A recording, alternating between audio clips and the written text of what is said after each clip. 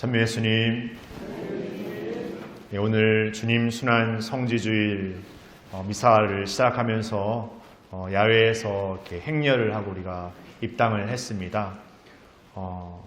오늘 주님 순환 성지주일은 예수님께서 이제 당신의 복음의 그 완성을 이루시는 십자가 사건으로 나아가는 그 서막을 시작하는 날입니다. 그래서 예수님께서 예루살렘 도성으로 입성하시는 그 행렬을 군중들이 환호했던 것처럼 우리도 이 입당 행렬 안에서 그 행렬의 환호를 이렇게 예식으로 이렇게 했습니다. 그러나 그러한 환호했던 군중은 이제 머지않아 예수님을 십자가에 못 박는 외침을 하는 분노와 조소와 예수님을 손가락질하는 그런 군중으로 돌변하게 됩니다. 이러한 군중의 모습을 통해서 우리의 모습을 성찰해 볼 수 있는 것 같습니다. 왜 군중은 환호하였다가 이렇게 예수님을 십자가에 못 박으라고 이렇게 하는 그런 군중으로 돌변하였을까? 이는 그들이 기대했던 메시아, 그들이 기대했던 구세주에 대한 자신들의 이상이 뒤바뀐다는 것을 이렇게 느꼈을 것 같습니다. 자신들이 기대했던 메시아, 구세주는 당당한 장군처럼 세상의 모든 권력을 이렇게 다 꼼짝 못하게 하는 임금으로 오시는 그런 메시아, 그런 다윗과 같은 그런 메시아를 유다인들은 기대했습니다. 그러나 예수님은 그런 메시아가 아니라 자기 자신을 철저히 우리를 위한 희생으로 바치는 메시아였습니다. 그리고 그 순환의 여정 안에서 철저하게 자신의 모든 것을 사람들의 손에 내맡기는 모습을 우리에게 보여주셨습니다. 처절하게 몰골이 일그러지고 온몸에 온갖 상처와 피투성이가 된 예수님의 모습, 그 모습은 바로 우리의 삶에서 이 신앙의 삶을 산다고 하면서도 세상의 삶으로 살아가 버리는 우리의 모습, 겉으로는 번지르하고 화려한 삶을 살고 있지만 속으로는 욕심과 탐욕과 이기주의라는 우리의 세상의 삶의 그 세상의 원칙과 원리에 빠져버린 그런 삶으로서 우리를 저버린, 우리의 영혼을 잃어버린 우리의 모습이라고 할 수 있을 것 같습니다. 그래서 오늘 우리는 이 성지주일, 주님 순환 성지주일의 시작에 이렇게 순환기를 이렇게 봉독하였습니다. 우리는 다시금 성주간 금요일에 순환기를 한 번 더 봉독하게 되는데, 오늘은 복음서의 공관복음서 마테오, 마르코, 루카 가운데 한 복음서를 낭독하고 성금요일에는 요한복음을 낭독합니다. 이러한 순환기의 어떤 배치의 특징은 이 마테오, 마르코, 루카가 예수님의 순환을 묘사하고 이야기하는 내용의 어떤 큰 테마는 슬픔입니다. 그분의 십자가 사건이 너무나 슬픈 이야기, 너무나 슬픈 사건이라는 것을 우리에게 얘기해 줍니다. 그래서 우리는 이 성주간을 시작하면서 예수님의 그 십자가 여정의 그 슬픔을 그 어느 때보다 더 깊이 묵상하고 깨닫게 됩니다. 더욱더 그분의 십자가를 우리 삶에서 끌어안으면서 그분께서 우리를 위한 얼마나 큰 희생을 우리에게 내어놓으셨는지를 조금씩 깨닫게 되는 것이죠.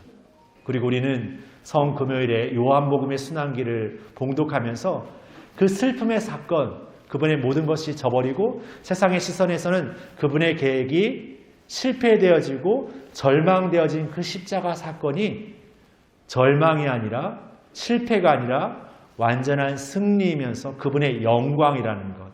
그래서 성금요일의 요한복음은 예수님의 십자가 사건이야말로 비로소 그분이 진정한 우리의 임금이 되시는 그분의 대관식을 묘사합니다.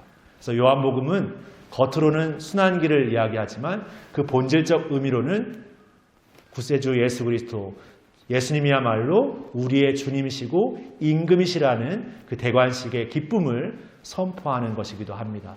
그래서 성주간은 그분의 순환에 깊이 슬퍼하고 묵상하면서 이 성주간을 지나 그분의 부활이 우리를 위한 영원한 승리이며 우리를 위한 그분의 은총이라는 것을 다시금 깊이 깨닫게 되는 시간입니다. 그래서 가톨릭 교회 전례 안에서 이 성주간의 시간은 그 어떤 전례의 시기보다 가장 중요한, 바로 우리의 신앙 고백의 핵심이라고 말할 수 있는 그런 시간이라고 할 수 있습니다. 그런 시간 동안 우리는 오늘 순환기에 드러나는 여러 가지 삶의 모습들을 같이 한번 묵상해 보면 좋을 것 같습니다. 군중들뿐만이 아니라 제자들도 예수님의 십자가 사건 앞에서 도망쳐 버렸습니다. 베드로는 자신은 예수님을 위해서 감옥에 갇힐 수도 있고 목숨을 내어놓을 수 있겠다고도 호언장담했지만 그 베드로도 도망쳐 버리고 말았습니다. 그랬던 베드로가 예수님께 대한 어떤 미안한 마음 안에서 다시금 이렇게 돌아오게 되죠. 그러나 베드로는 사람들의 그 어떤 불을 쬐고 있는 그 가운데 가서 이렇게 서게 됩니다. 이 대목의 의미는 세상의 빛을 찾아 떠난 베드로, 다시 말해 참된 빛이신 예수님을 잃어버린 베드로가 세상에 번쩍이는 그 불빛에 가서 자신의 몸을 이렇게 녹일 수밖에 없는 그런 우리의 어떤 나약한 모습을 상징합니다. 그리고 베드로는 그 자리에서 예수님을 모른다라고 고백하게 되죠. 마치 우리의 삶 속에서도 우리의 생각과 기준의 판단에 갇혀서 베드로처럼 늘 신앙 안에서 뭔가 호언장담하고 열심히 할 것을 다짐하지만 결정적인 순간에 우리의 어떤 이기적인 어떤 생각들에서 돌아서 버리는 순간들, 예수님을 믿고 고백하고 살아간다고 하면서도 끊임없이 자신만의 삶으로 돌아서 버리는 그런 삶을 우리는 살고 있죠. 그러나 예수님은 그러한 제자들의 마음을 아랑곳하지 않고 끝까지 자신의 십자가 여정을 걸어가십니다. 십자가의 여정을 시작하시면서 예수님은 겟세마니에서 피땀 흘리시면서 기도하셨습니다.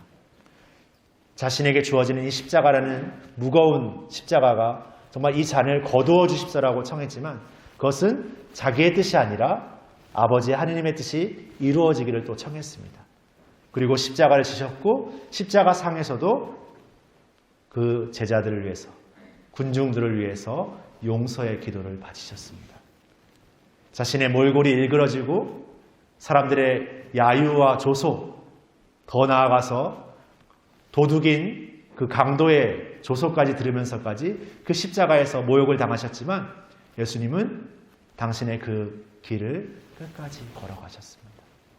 바로 이 십자가 사건은 바로 우리의 생각과 판단으로 갖춰진 우리 모두에게 우리가 끊임없이 넘어지고 걸러넘어지는 우리의 죄악에서 예수님은 당신의 길을 끝까지 걸으심으로써 그 모든 것들을 넘어서서 그 모든 것들을 치워 없애심으로써 우리에게 반드시 오신다라는 거죠. 우리에게 세상이 줄 수 없는 영원함의 기쁨을 반드시 주신다라는 겁니다.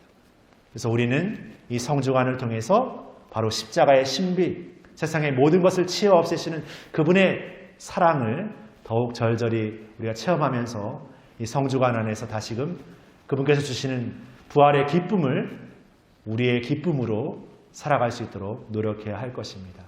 성주간은 예수님의 어떠한 사건을 바라보기만 하는 그분의 성주간만이 아니라 바로 우리 모두가 십자가의 삶을 통해서 진정한 부활의 삶으로 나아가는 우리의 성주간이 되어야 할 것입니다. 이제 성주간을 시작하면서 우리 모두 함께 우리의 십자가를 지고 예수님을 따라 골고타 산으로 올라갔으면 좋겠습니다. 잠시 묵상하시겠습니다.